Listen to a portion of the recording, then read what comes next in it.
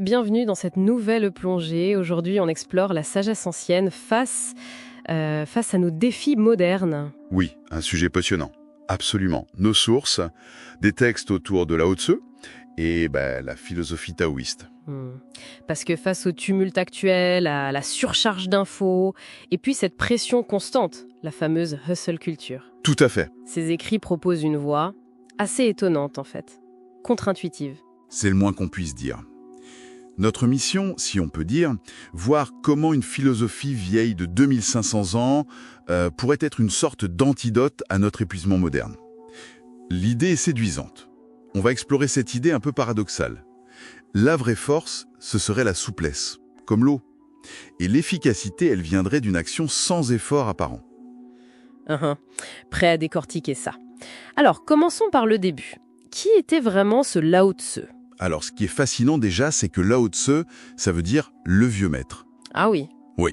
Du coup, c'est probablement plus une figure légendaire ou un titre qu'une seule personne historique bien définie. D'accord. La tradition parle d'un certain Lier, archiviste au VIe siècle avant notre ère, mais le consensus moderne penche plutôt pour une compilation. Une compilation. Oui, une compilation de sagesse par plusieurs auteurs, et tout ça attribué à ce vieux maître. Et c'est intéressant cette anonymisation.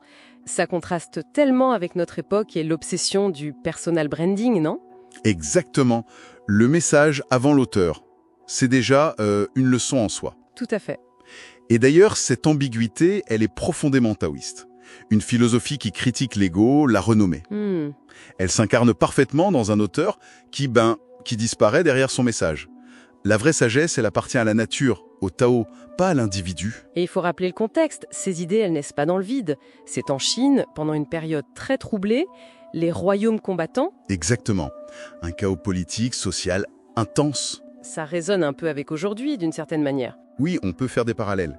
Et face à cette violence, le taoïsme a proposé un diagnostic radicalement différent du confessionnisme, avec sa morale, ses rituels. Ou du légalisme et ses lois très strictes. Voilà. Pour les taoïstes, le problème, ce n'était pas un manque de contrôle humain. C'était plutôt un excès d'intervention, d'ambition, de tentative forcée. Ah, intéressant. Du coup, la solution proposée serait ? Arrêter de lutter contre le courant du monde. Se réaligner sur son ordre naturel sous-jacent. Le fameux Tao. Le Tao. La voie. Les textes en parlent comme du principe fondamental de l'univers. Cet ordre naturel, spontané. C'est ça. Pas un dieu personnel, mais plutôt comme une loi fondamentale. La gravité, par exemple. C'est une bonne image, oui. Essayer d'aller contre, c'est se fatiguer pour rien et même source de souffrance. D'accord. Une autre analogie, plus moderne peut-être. Un écosystème mature.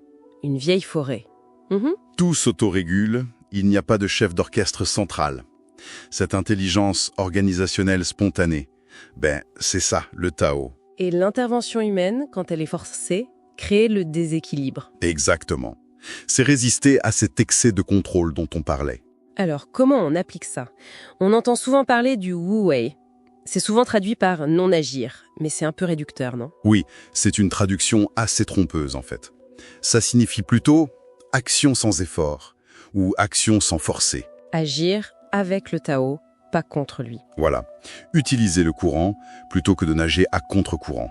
C'est rechercher l'efficacité maximale, mais avec l'effort minimal. Ça fait penser un peu à l'état de flow en psychologie, non ? Ce moment où tout semble fluide, où l'action se déroule d'elle-même. Absolument.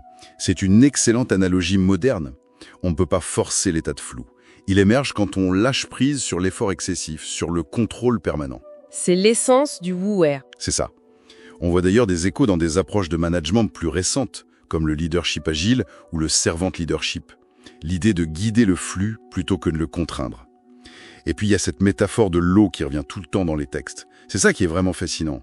L'eau, flexible, adaptable, humble, elle cherche toujours les points bas.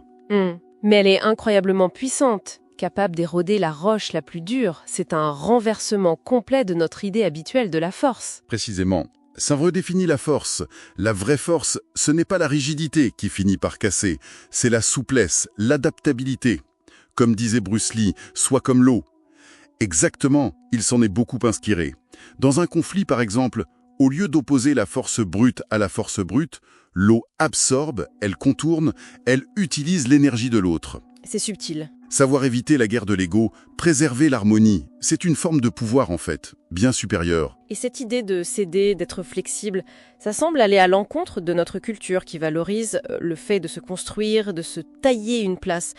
Est-ce que c'est lié à ce concept du pouet, le bloc de bois brut ? Tout à fait. Le pouet, c'est notre nature originelle, simple, pleine de potentiel, avant que la société, les attentes, les jugements nous sculptent. Pouet, c'est un appel presque radical à la soustraction. Retrouver son authenticité brute. Voilà.